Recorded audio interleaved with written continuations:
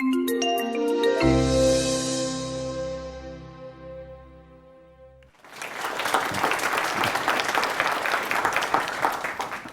I want to get into this flow and interaction idea with you, but I thought maybe just start with, just by way of a little bit of background, how does somebody get into the prediction business in the first place? It's not like something I saw my high school counselor, offer me. They didn't tell you about that, did they? Yeah. Because everyone says you can't predict the future, Right. so don't study that. Right. I was always a science guy, like when I was 0 or 5 or something. And if you study science, first thing they teach you in some grade is a scientific method. And so what they don't teach you is the hypothesis really matters. They don't teach you how to get a hypothesis. And people have studied this. If you look at the question of who does great science, not just wobbly good, but great, it turns out that getting the right question, getting the right hypothesis is about 90% of the deal. Einstein had a great hypothesis when he was 16 years old. It's like, when I fly alongside this photon, which I can't do, what am I going to see when I turn left, when I look left? And it's like, wow, that question drove the world. It's still driving the world today. Yeah. So getting the right hypothesis, and it turned out no one taught that. So if you're in science, in any kind of science, at some point you're going to start creating experiments, and you're going to ask yourself, why did that guy do better than I did? How do I fix this? And the way to get great questions, of course, is through inductive reasoning. And inductive reasoning means you're going to be looking at a wide array of things, finding something where there's either a pattern broken, which makes things very interesting, or a pattern made, where the next big thing is going to be in the same pattern. Usually it's broken. And Isaac Asimov said that about the words, that's funny. Right, it's like, right. The great words of science are not, eureka. It's like, that's funny. And that's totally true. So as I came to recognize that, I had a kind of an aha moment. I was in my very early 20s. I remember exactly where I was standing. And I was looking out the window at a bay. Water was out. And I just had this light bulb going. I was like, start again. Reprogram your brain to be really good at pattern recognition and pattern discovery. And if you do that, that's not just going to get you good science experiments. That gets you everything. And it turns out, for a lot of folks here probably do AI, it turns out that's exactly the answer. So almost everything in AI is based on pattern recognition. Mm-hmm. So it was a fortuitous thing to think of that a while ago. Mm-hmm. And I think that our brain still is far beyond chips and so forth, so in many ways. So teaching yourself to do this gets you a lot further, even today, than any computer will get you, except in the most rudimentary things. Mm-hmm. And you want to maybe highlight one or two examples of things in the past where you've looked at an area and come up with a prediction that was maybe not an obvious prediction to have made at the time and turned out to be true, and maybe reflect a little bit about why you were able to do that when it's something so many smart other people seem to have missed? Yeah, I think people miss things because they're not their funnel is not broad enough. They're not looking at a lot of data. They're looking at data in their own field, and that's a very restrictive view of things.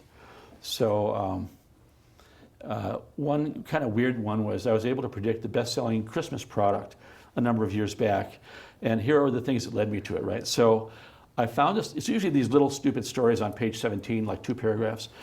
There was something, I'd gone to China, I was trying to find someone to manufacture a computer for me, and they told me that Samsung was unable to ship, they could ship this in terms of screens, but not this.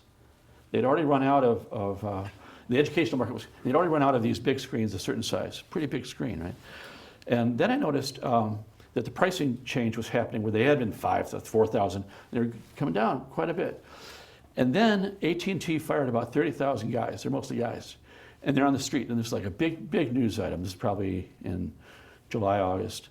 Like, wow. And I'm picturing, now I'm doing the micro economy thing, thinking like, these guys are all home, and they're telling their wives, I'm gonna get hired again in months. Maybe not true. And what they're really gonna do is watch the football game.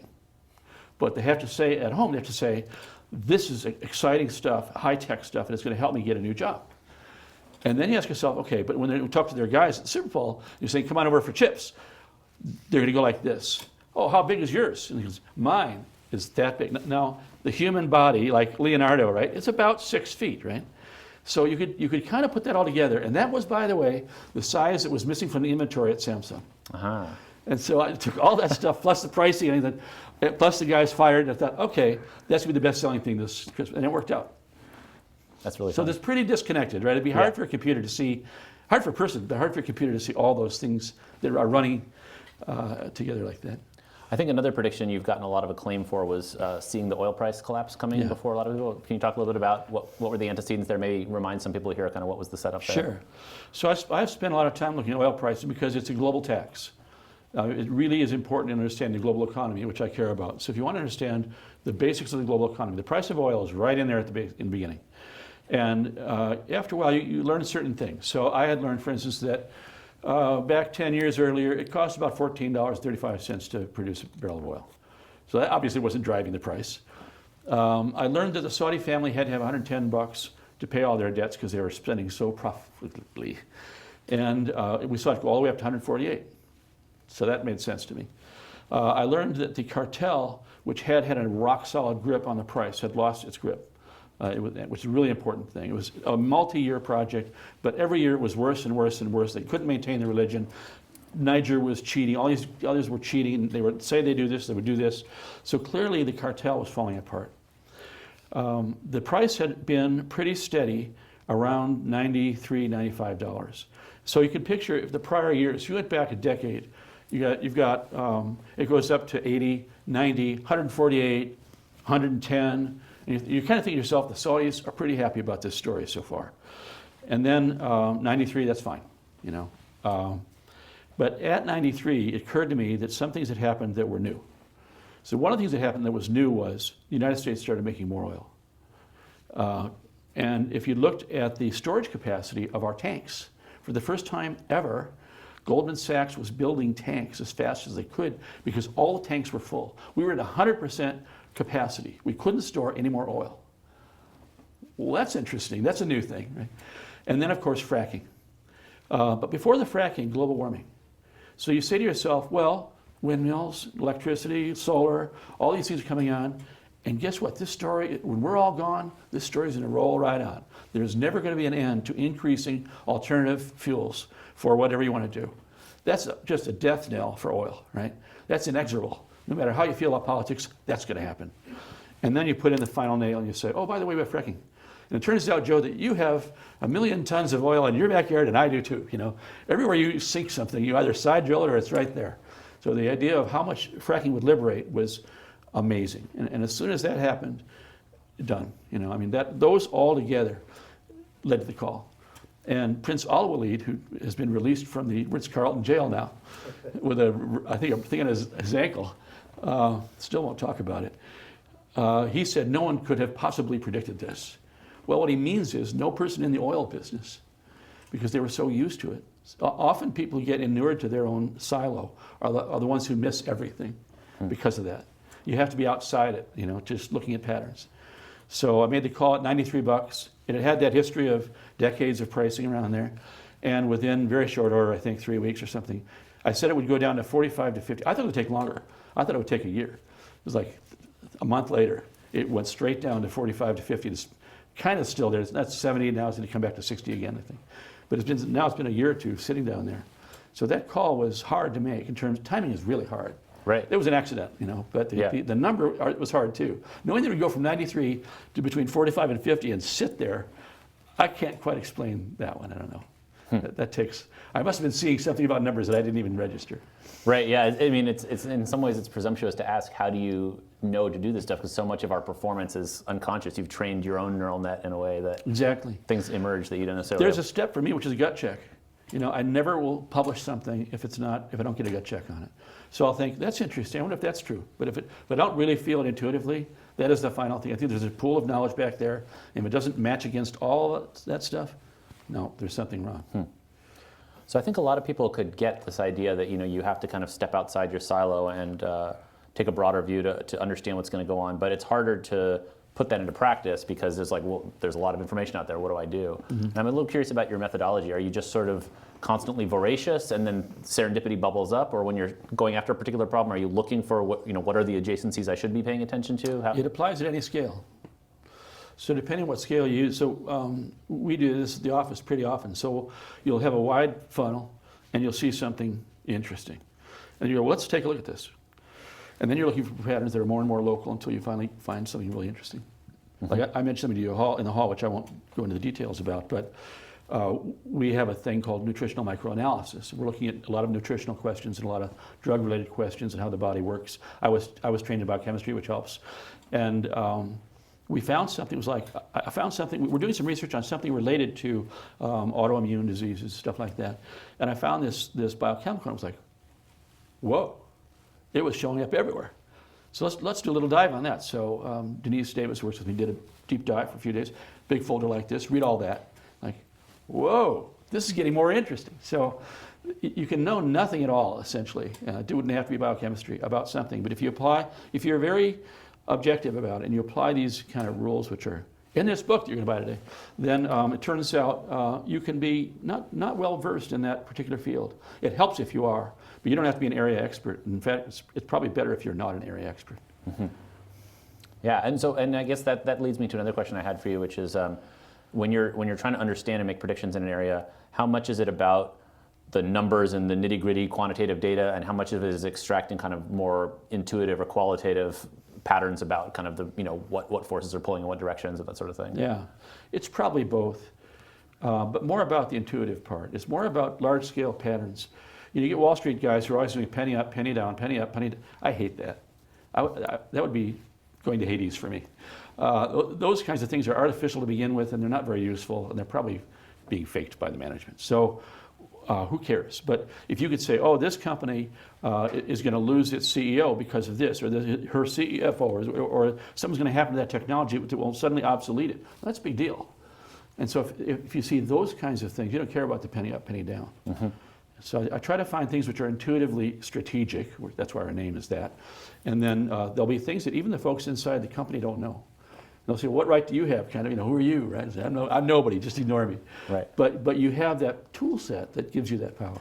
One of the things I was struck by when reading some of your recent work, and this will lead us into the work on flow and interactions, is you said, I think last year at the FIRE conference, I've been doing all these predictions in all these different fields. I feel like I've really trained my brain up for it, but I never really had my own sort of unified theory of how this all works. And the other thing you said that I found surprising was, you said, but it never really bothered me because, I was still able to do my job. Mm-hmm. So I'm just curious for you to reflect on that a little bit and kind of maybe what led you to start thinking that maybe there was something more unified? Because maybe there isn't, right? Maybe there's just a bunch of kind of noise out there. I hadn't been working on that really. It hadn't occurred to me that there needed to be one. I thought pattern recognition, pattern discovery, that's it. You can do everything you want to do. So I really wasn't on the hunt for that. It's kind of a separate story. I think maybe in this conversation we'll come back to these two things again. But there's flow and interaction over here, and there's pattern recognition and pattern discovery over here. And as far as I was concerned, there was no flow and interaction, and pattern recognition was everything, pattern discovery. But I had, and I think anyone who tries to pursue this kind of thought life will have the same experience. That's funny, right? Mm-hmm. That's funny. And I had a that's funny about 30 years earlier when they first announced complexity mathematics. And I'd seen a documentary on it, and I'd read a couple of books. And the idea was this mathematics applies to arrhythmia in heart attacks, predicting heart attack. It applies to water dripping out of a rusty faucet. It applies to the shape of a leaf edge. And I thought, that's crazy. There's no reason for that, right? What's the fundamental reason for that? Because I wanted to know what the patterns were that were behind that mathematics. Well, right. They had no. If we today had someone from the Santa Fe Institute, and we've done this with them, they would say we have 3 problems left. One is we have no fundamental theory, even today. So, okay. And I thought, these are flow problems. So I had that much of the puzzle way back when. And I had a chance to do a retreat with a woman who was the president of the Santa Fe Institute. And I said, are you doing flow work? She goes, that's possible, Mark, that's possible. That's all I had. And then for 30 years, nothing. And I wasn't worried about it. It was just, you kind of pick up the dust, clues happen, you see something, you file it away. And about 2 years ago, we were doing a FIRE, and I had decided, let's do flow, because I knew that much. And we started working the program. And we were working on a different program that's called Undiagnosed. It's a medical thing for people who can't give diagnosis. And we had a dinner that night, and the speaker at the dinner was Murray Cantor, who's a very famous mathematician. And he chose himself to do the Lorenz attractor, which is kind of the core competency equations for complexity mathematics. And after he was done, it was Q&A time. I said, Murray, is it possible? Now I'd gotten this far. I'd made a little traction because I have 2 friends. One who's a world expert on fractals. We'd stayed up all night in my hotel room one night, and he's done the fractal thing. He's like 10 to the nth to the 10th. I mean, it's crazy numbers dive down through Mandelbrot's. And these are also a very important part of complexity math.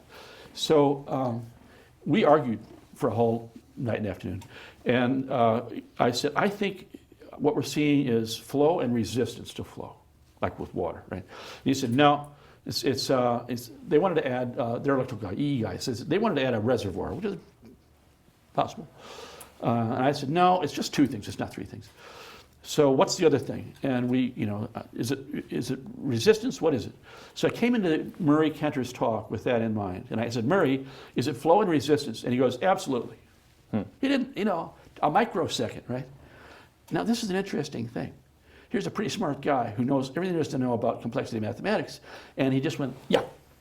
So I thought, okay, we grab him, we drag him out of the room, we sit with him over a beer for 90 minutes, just pumping, like, what is this? What's happening here? He said, well, first, Mark, you're wrong. It's not resistance, it's coupling. In mathematics, we call it coupling. And I said, Murray, if we call it coupling, they'll think about rabbits mating. We can't do that. He said, how about interaction? He said, interaction is fine, that's fine. So thus was born those two terms. And it turns out, and Murray was the first one to say, he said it on stage when we brought him to FIRE. I asked him, I was interviewing, I said, is this everything? He said, Mark, it's everything. And this, I guess I didn't realize, but you were saying this goes back to even Da Vinci and people like that were trying to study what are these sort of fundamental interactions that create all these patterns and so forth, right? So there's quite a long history of people trying to study this stuff. That's right. So I was asked to do a speech at the Dent Tech conference, and they said, they saw the stuff at FIRE. We'd like you to talk about flow interaction. And I said, great, how much time do I have? We spent about 5 hours at FIRE. I said, how much time do I have? He said 10 minutes. And he said 8 minutes. So 8 minutes, all right. So Denise Davis, who works with me and is doing research on this, I said, okay, but you've got to let me bring my own interviewer, which I did. And we have to rehearse and practice and get this into 8 minutes. And we got it into 10 minutes. But after that was done, they had a speakers party, VIP party. And Curtis Wong was there, who does Bill Gates' work on his Codex Leicester, which is a Leonardo, famous Leonardo. And it's just been released again, I think. And I asked Curtis, I said, what did you think of that presentation? And he said, Mark, you've achieved what Leonardo aspired to. That's quite a compliment. Cut there. I'm done. I'm going home now. Yeah. Check, please. Yeah, please. I'm out of here. I'll pay. Yeah. And what he meant, then I went back and read it again, and he wasn't just shining me on.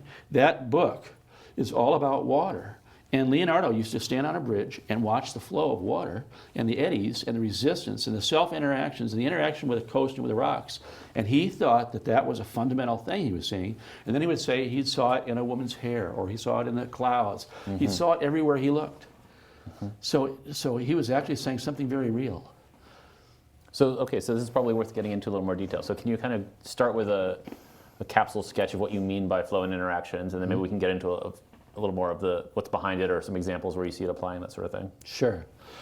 I think everyone has an intuitive sense of both these things, and it's not wrong. So one of the most beautiful things about this discovery, which is what it is, not an invention, discovery, is that it's not a description of something where it might be right. It's not just my stupid idea about something and maybe it'll work out tomorrow. It's actually, it emerges from the world. Just like complexity mathematics emerges from the world. So this isn't really about the usual stuff. It's really fascinating because it is what it is. What you see is what you get. And if you look into the biology of botany, or the biology of animals, or how cells work, or if you look into geology and how lava flows to the sea and what shapes result, or cloud shapes and how they're formed, in every case, it is involving the flow of something and its interaction with itself or with other things, in every single case. And so it's not surprising that Adobe can make fractal mathematics that you can use for all your drawings, right? It's because, not because it was their idea, it's because this literally is what's happening with stone and with leaf and with animals.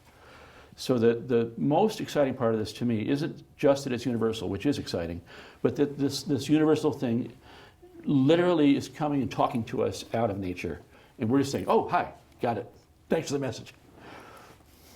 And so are there sort of a few basic axioms of it, or is it sort of a meta pattern that describes things? Are there different types of flows and different types of interactions you find in different systems? There are.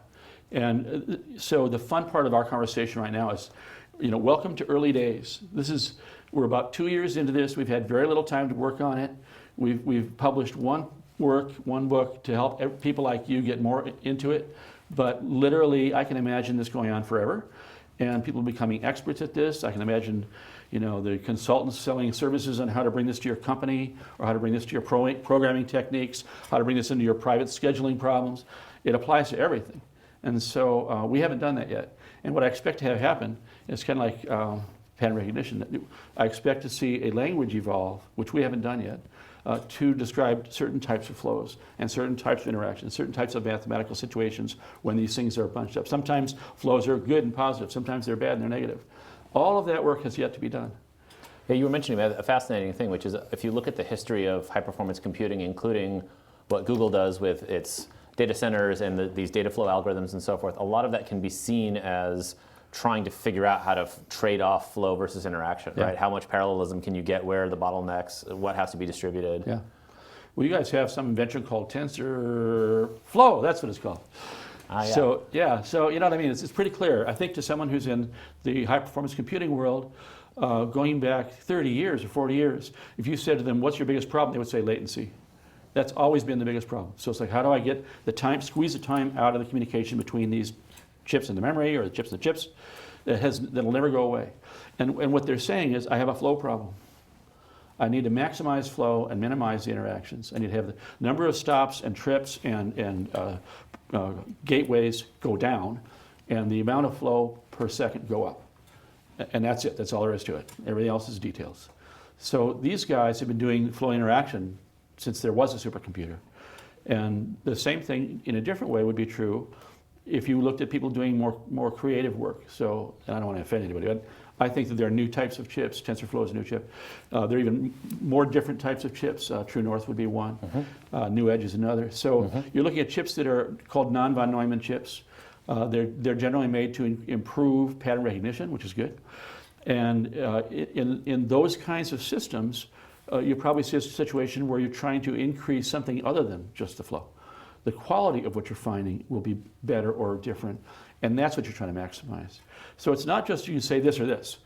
And you can have a war between these guys. With the guys on the HPC side, the high performance side will say, we know exactly how to do this. We can scale this up at Oak Ridge, and the guys on the other side will be saying something totally different, and yet they're both right. And so there is a long road ahead of us in trying to understand not just one is good and one is bad, but what are the languages around this, what situations in technology or in human relationships. And you can imagine a romantic relationship being full of flow, right? And very few, but great interactions. Or you can imagine something between nations where the flow of goods, people say, trade is good. The flow of goods provides some cure against war. Okay, fantastic.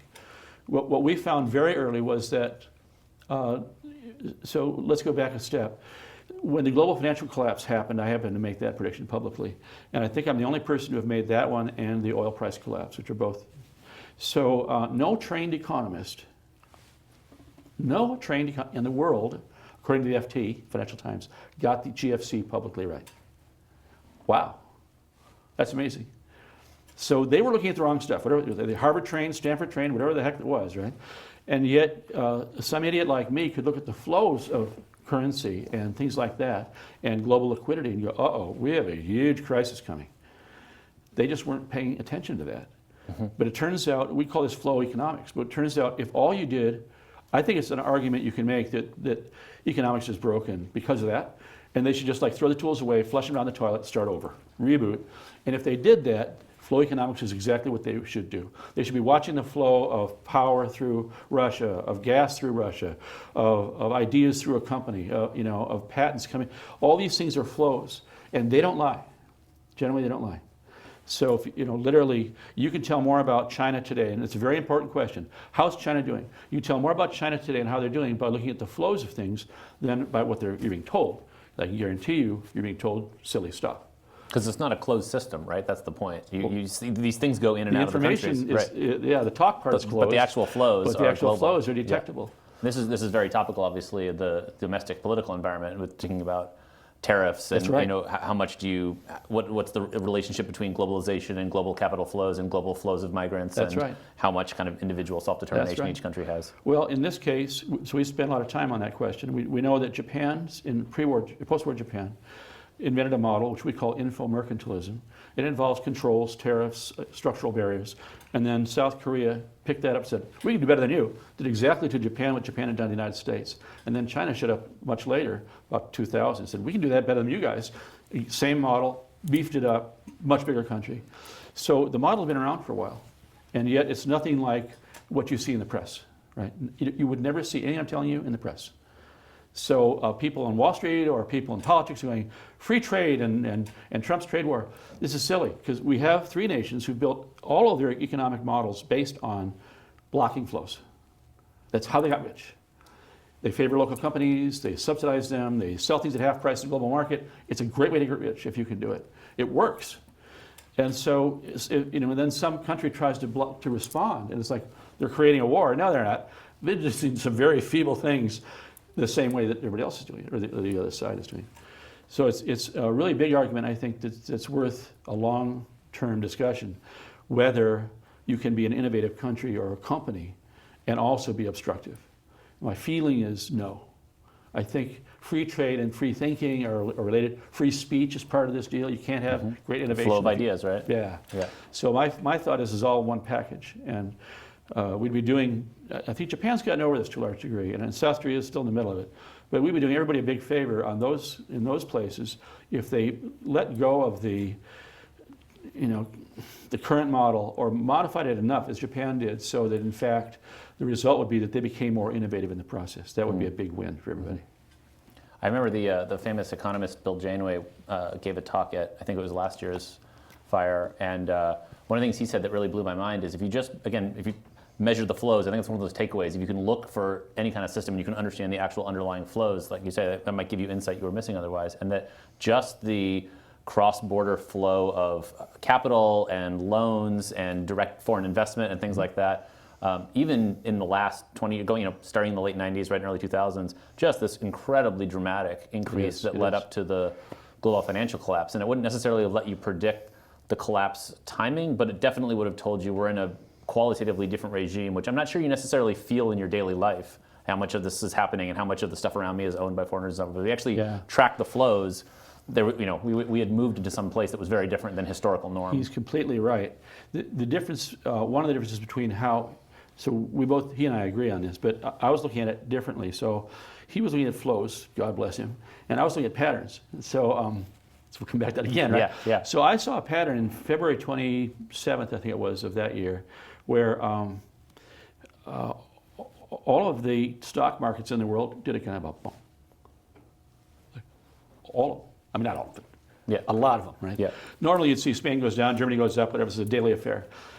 You'd have to have something like someone shot the Pope or some big headline. And the FT caught onto this, and they were like, there's no headline. They did a piece on it.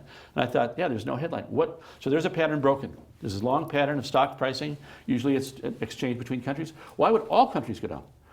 Or almost all countries. And it turned out there was a problem that no one had thought of. And I won't go into all the details here. It is in the book that you all should buy.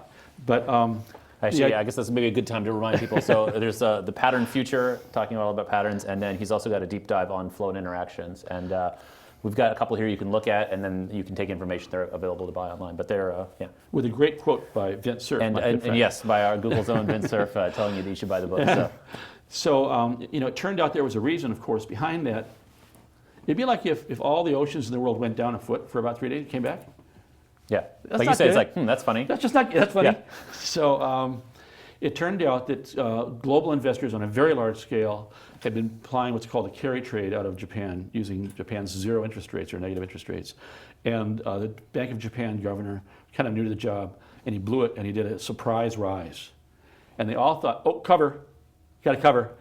And they all rushed back through the yen. So you could actually see the yen going crazy. You see the Japanese government going, oh my gosh, we screwed up. And they're fighting this yen. They lost. They fight it again. They lost. They fight it again. They give up. And then there's more to the story. But that was what was, from the pattern side, that's what was happening. And so I was a little luckier to be able to say, some timing things than Bill was, because he was seeing a gradual change. But I thought this was over 3 days, right? Yeah. So I didn't know when it was going to happen. I thought, okay, if there's that much hot money in the world moving that fast on a dime, bad things. It doesn't matter what it is. There's going to be, somebody's going to get shot, something's going to happen. Right. The trigger doesn't matter. What matters is we got ourselves, just as Bill described, into a situation where we have too much hot money flying around every night. Yeah, and because the other thing he said that sort of I think is very apropos of what you've been talking about is if you learn how to maximize your use of flow and interactions, you're essentially trying to achieve higher throughput or higher efficiency, which normally is a good thing. Like in high performance computing, you want to have maximum efficiency, but it also creates a form of fragility, right? Because you don't have the same kind of buffers or the chance to stop and take a beat, that sort of thing. That's his. I reread his talk last night, and that's his perspective, and it's the one I mentioned earlier. It's the reservoir idea, and it is true that reservoirs provide buffers, but they have other costs, right? Of course, yeah. Inventory costs money. Yeah. So I'm not quite a convert to that one yet. I agree with the fact that it does buffer. I'm not quite ready to agree that that's the only way to get protection. Interesting. There may be ways to manage flows which can change based on the world around you, and that can cushion things. You know, if you're doing just-in-time manufacturing like Michael Dell does, he's not interested in building a reservoir. Right. He's interested in doing better and better at JIT, and he does it. Yeah. So he's kind of the proof case that you don't have to have a warehouse full of stuff. I guess another area this comes up a lot is in social media, right? We have this ability to send new information all around the world so quickly and react to it so quickly, and that's obviously really good in a lot of ways, but then it also can cause misinformation to spread out of control super quickly, and it's hard to know how to have one without the other. It's pretty easy to see, I think, that flows, in addition to this thing being universal, we're moving into this world in a more obvious way, just like that. So whether you're talking about computing and having petabytes of flow going by you, so there's a lot of talk about flow computing now, data flow management. We talked about flow triage at Fire. How do you just know what to throw away as fast as possible? Yep. Pretty important skill. Yeah, when we have all these sensors generating so much information. Yeah, exactly. Now. Yeah. So how we live in a world that's based on flows and interactions, it would have been more theoretical probably 5 years ago. I don't think there are very many people probably here or anywhere else who now doubt that their world, their personal world, is that world right now. Yeah. Whether it's track of flows getting home, or whether it's a flow of data through their computer, or their daily flow of work, their flow in their relationships, the flow of news through their phone. It's all flows, and the work they're doing here at Google. And so is your advice to start to think about the work you do or your own life in terms of what are the flows and what are the interactions, and use that as kind of the conceptual model for... Yes. I was talking last night with a person, and she said it's life-changing, change your life. That's interesting. So I think of it as a lens. It's a new way of seeing. It's not necessarily revolutionary. Everyone kind of understands flow, and interactions are obvious, but they haven't necessarily put it into a duality, and they haven't thought about it as a way to become more efficient. And last night's conversation that came up, not only is it more efficient, but it means less stress for me. Well, how do you avoid dying? Less stress. You know, how do you avoid disease? Less stress. So if there were one word, the pattern of the occurrence of the word stress in every medical paper that says, don't do this, right? So this is a pretty important thing. If you wanted to reduce stress in your life and you only did one thing, you use this way of seeing your world so that you'd be more efficient and less worried about it. It'd be a good thing.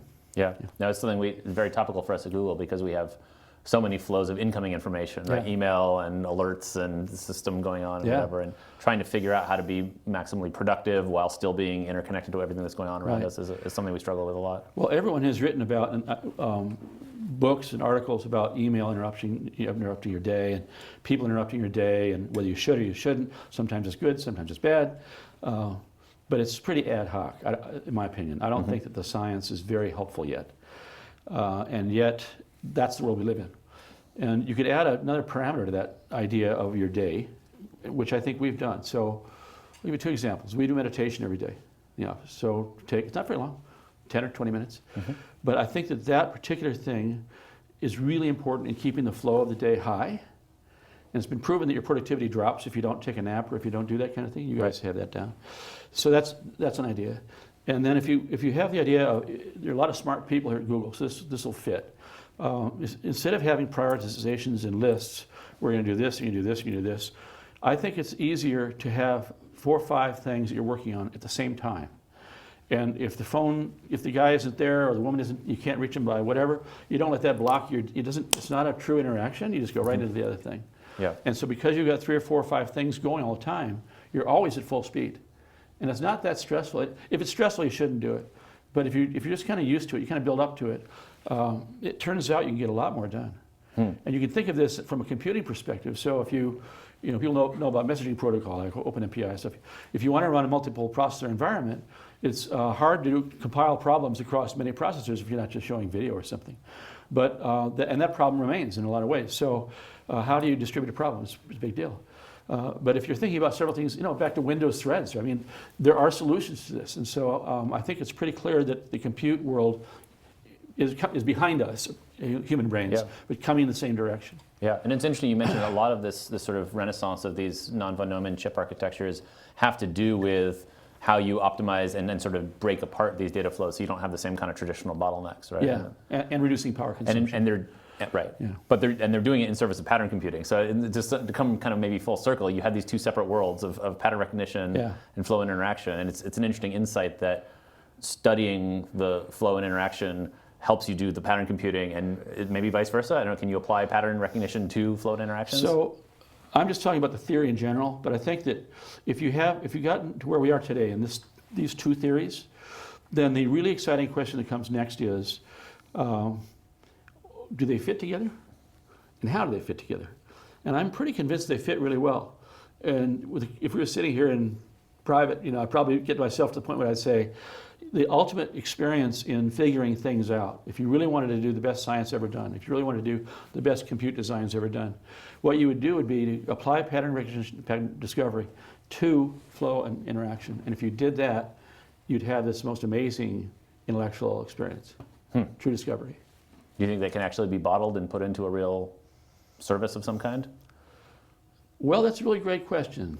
Someday I'll tell you the answer. Since there might be something behind that. Yeah. I'm mindful of the time. We can keep going, but if anybody starts having questions they want to talk to Mark about, as you can see, you can pick his brain on a wide variety of topics. Why don't you guys go to the mics over there so we make sure we get it for the live stream and for putting up on YouTube afterwards.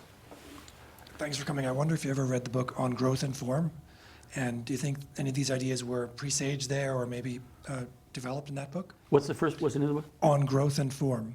It's a I don't know it. But there are a lot of books that apply to this. And many of them are well known. They have to do with data structures and so forth. There are a number of books. I mean, if you gave us your email, I could send you some books that I've been looking at that are very pictorial, and they're all about this kind of thing in there. I don't think they were written, I'm sure they were not written with this stuff in mind. You go back and look at the flows described in these books. And you go, oh, I get it now. That makes more sense to me. It was at the beginning of the talk where you mentioned that the famous inventor was talking about how he observed patterns in water and thought there must be something fundamental Da Vinci, there. yeah. That Do was you have Leonardo. a specific reference? In what book did he meant to talk about that? Or in what Codex essay? Leicester. Which one? Codex Leicester, Leicester. And I think it just came out again. Bill Gates owns it, but I think they published a new version of it. It's pretty cool to read. Hi, so it sounds like you've had some success as a futurist predicting what's going to Not happen. a futurist, a predictions expert. Predictions expert. Very different. So is there the equivalent of the GFC coming, or are there any upcoming economic predictions that you've made that may be negative for me that I should know about? Yeah, sure. And I'll just do the drop thing here. If you subscribe to SNS, you get it every week. But we've been working, and it's kind of a funny situation. So we've become, according to the Department of Justice, we have a division which has done the best job ever done at describing the Chinese national business model. And China is so large and so important in the global economy that if you don't track China pretty much week to week, you're not getting the whole story. You don't understand the global picture. And we made a discovery, I believe, in January of 2015, that based on some things we were seeing inside China, that they were having economic problems. And now, it's 3 years later, pretty clear that worked out. That was true. So if you were worried about the global economy, and you could say, what possibly could go wrong other than Chartist stuff? One thing that could go wrong would be that China was in trouble. And my opinion, just call it an opinion, is that they have been having an economic downturn since then, which is why you see their national debt exploding.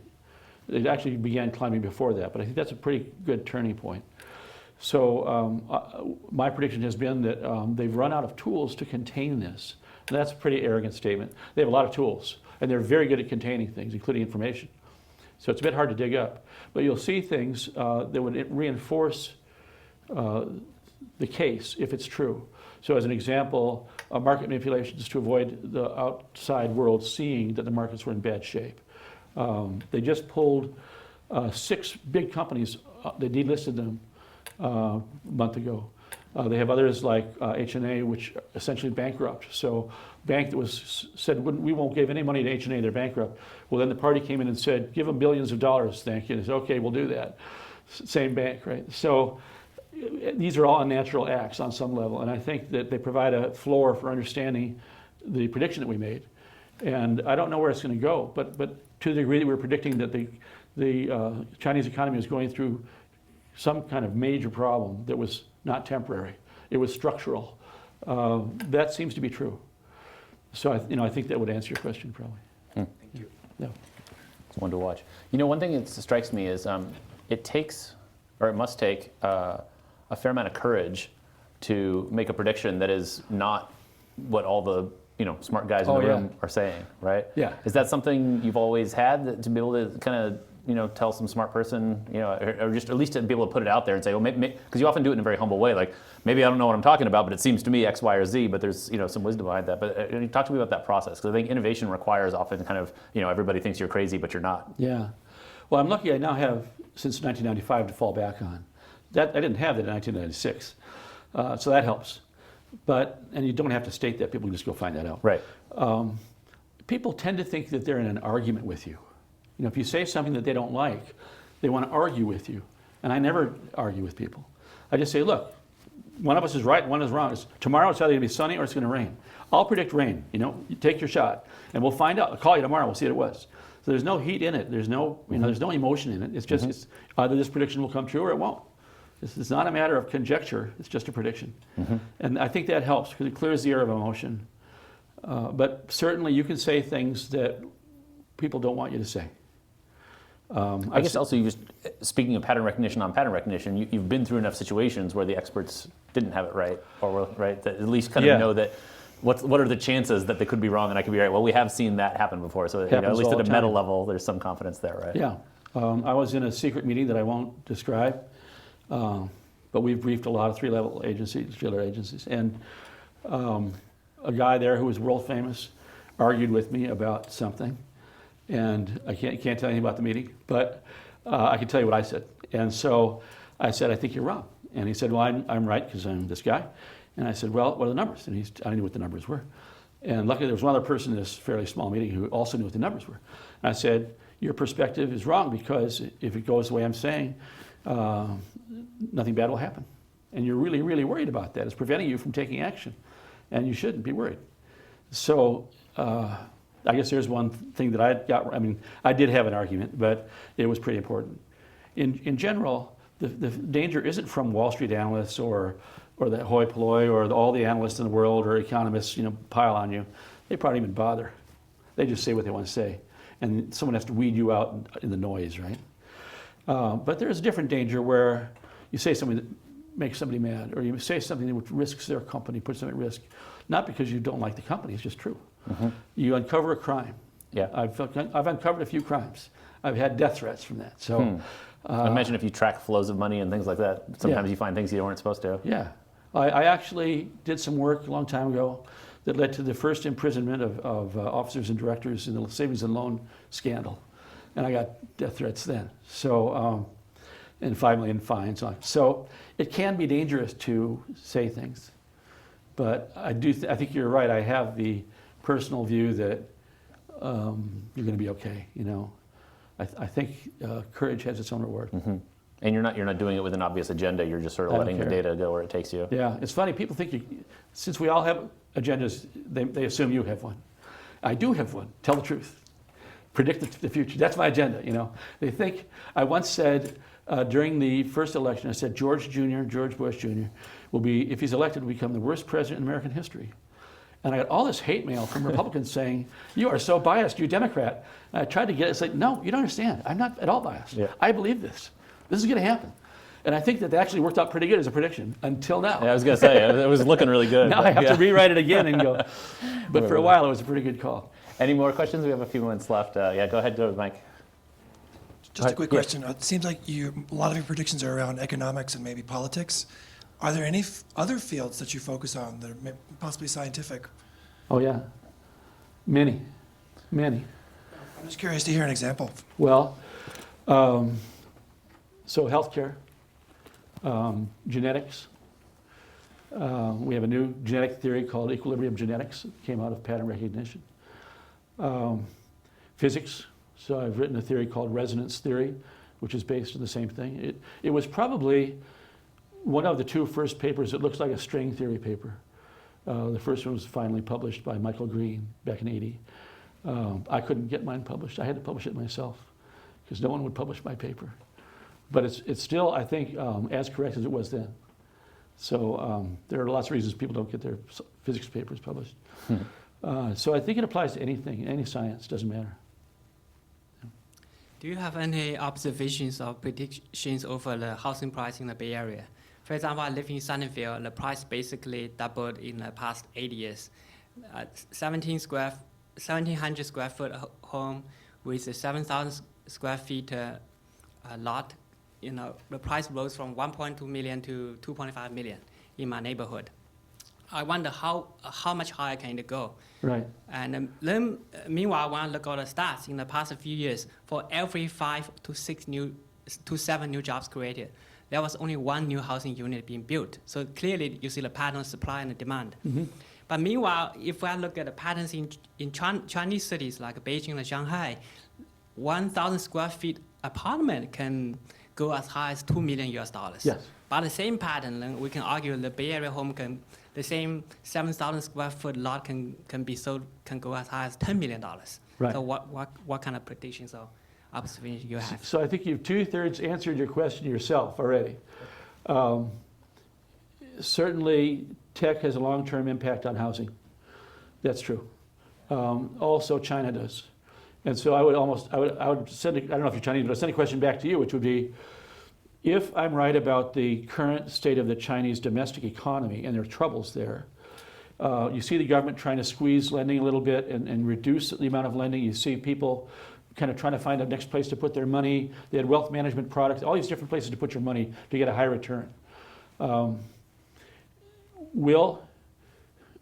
Given that I think that the Chinese market was Chinese people were important players in the Vancouver, Seattle, and San Francisco real estate markets, will the turmoil, the internal struggles in the economy at home cause them to do less or more purchasing of real estate, legally or illegally, I don't care, in the United States in the future? What do you think? 21 years. Okay. Well, I don't know the answer to that question, but if we were going to do a deep dive on that, I would try to figure out that answer, because it could go either way. Mm-hmm. If they feel like they're not being allowed to find good returns at home anymore, they will probably find illegal ways of repackaging money out, which they've already been doing, and stay with the program of buying real estate elsewhere. If they feel as though that's not the case, then my guess is that as the investing climate suffers in China, they'll pull back. And that will have a dramatic effect. When there's low inventory, like you mentioned, when there's low inventory, prices are very highly leveraged. And it doesn't take much of a loss. A few percent decline in demand can create a very large percentage decline in price. So my guess is probably it's going to be that one. But we'll have to see the answer to this first question. I don't know the answer to that question. When I don't know something, I love saying I don't know. Yeah. In that case, I don't know yet. Yeah, but you're making an interesting point about there's all these interconnected forces that aren't. You talk about looking in a silo. You sort of think, okay, well, what's Facebook's stock price going to do over the next year, and what's that going to do for Menlo Park housing? But there's obviously these bigger factors at play. There are. Yeah. That might end up being a bigger needle mover than Much sort more of the legal thing. Much more money. Yeah. The money has to go somewhere. Yeah. All right, well, this has been fascinating. I think we could have obviously gone on for twice the time, but thanks so much for coming You're by welcome. and talking to us and giving us all something Denise to will think be about. there if you'd like to get a signed book from Denise. She'll make sure you get one. All right, let's all thank our speaker Thanks, very everybody. much. Yeah.